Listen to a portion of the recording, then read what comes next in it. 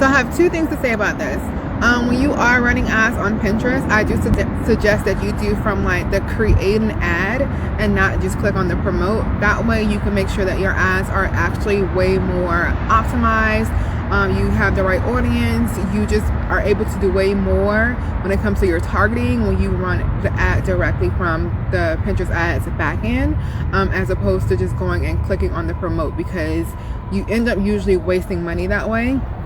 Either way, if you click promote or you do like create an ad, you're going to be spending money, and your daily budget is the amount of money that usually it's the maximum amount of money that you're allowing Pinterest to spend. So if your daily budget is $20 a day, you're saying that they can spend up to $20 a day to push out your ads. They do have this option where it can be a little bit flexible, where like one day they might do $25.